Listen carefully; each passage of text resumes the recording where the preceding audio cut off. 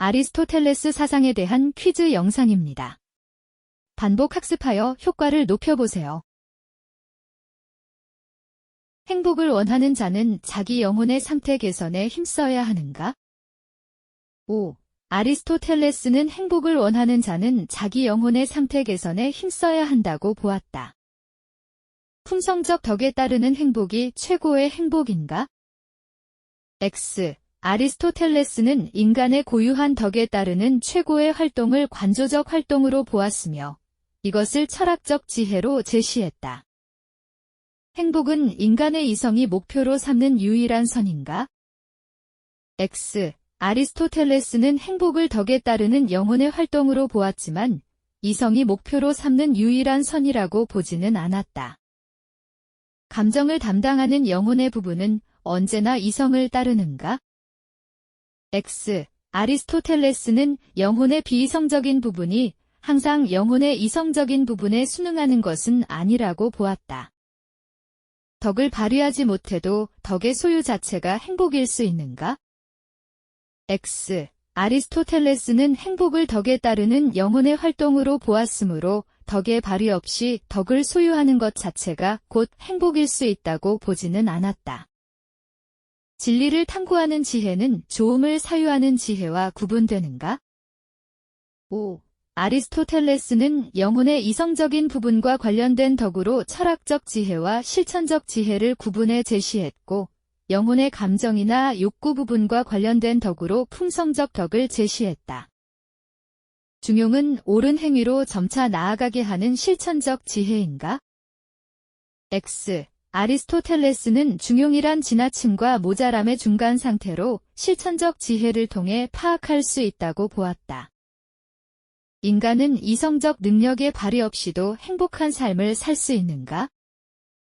X. 아리스토텔레스는 인간의 영혼을 이성적인 부분과 비이성적인 부분으로 구분하였다.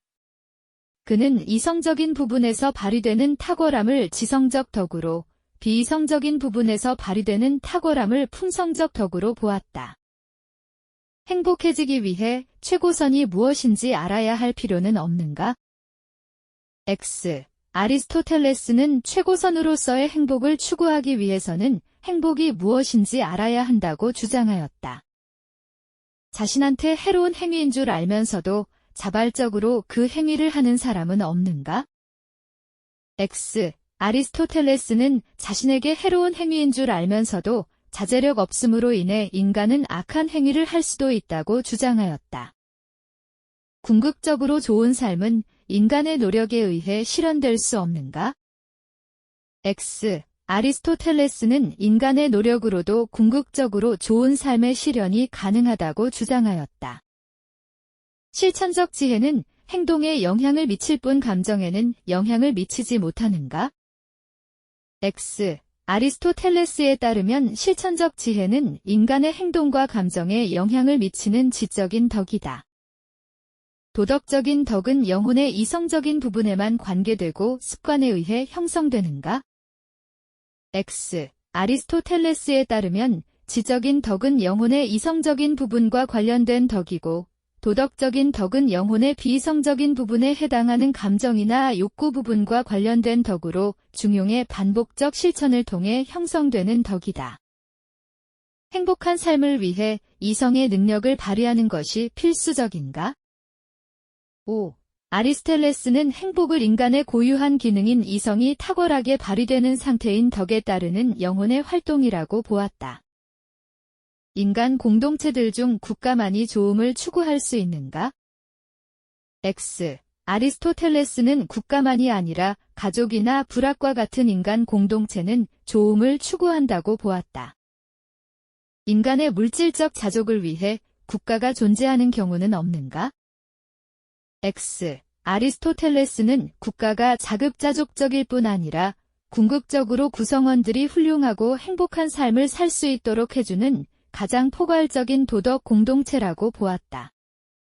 국가가 형성된 후에만 인간은 언어 능력을 발휘할 수 있는가? X. 아리스토텔레스는 인간의 언어 능력은 인간 고유의 특성이라고 보았다. 인간은 공동체를 형성하려는 본성이 없지만 행복의 실현을 위해 국가를 결성하는가? X. 아리스토텔레스는 인간이 본성적으로 공동체를 형성하려고 한다고 보고, 가족이나 부락과 같은 공동체처럼 국가는 인간의 본성에 따라 형성된 것이라고 보았다. 국가는 인간 공동체의 최선의 단계로서 최고의 좋음을 추구하는가? 5. 아리스토텔레스는 모든 공동체 중에 최선의 단계를 국가로 보고, 국가는 최고의 좋음을 추구한다고 보았다. 좋은 삶은 개인과 국가의 궁극적인 목적인가?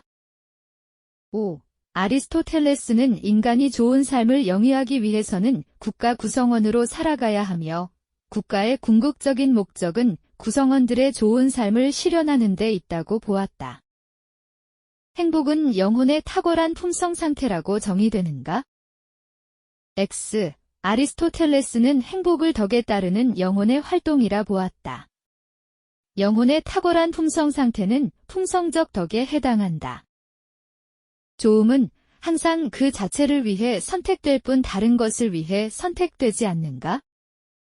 X. 아리스토텔레스는 모든 행위가 추구하는 좋음은 더 상위의 목적을 이루기 위해 선택되지만 최고의 좋음은 항상 그 자체를 위해 선택된다. 사물의 좋음과 목적을 알려면 그 사물의 고유한 기능을 알아야 하는가? 5. 아리스토텔레스는 사물이 좋음은 그 사물의 고유한 기능에 있고 기능을 잘 수행하는 것이 그 사물의 목적이므로 사물의 좋음과 목적을 알기 위해서는 그 사물의 고유한 기능을 알아야 한다. 중용은 시기, 질투 등의 감정이 적절히 완화된 품성적 덕인가? X. 아리스토텔레스에 따르면 시기, 질투와 같이 그 자체로 나쁜 감정에는 중용이 없다. 중용은 어떤 상황에서도 분노하지 않도록 하는 품성적 덕인가? X. 아리스토텔레스에 따르면 우리는 어떤 상황에서도 분노하지 않아야 하는 것이 아니라 상황에 맞게 적절하게 분노할 수 있어야 한다. 중용은 실천적 지혜가 형성되기 전에 갖춰야 할 품성적 덕인가? X.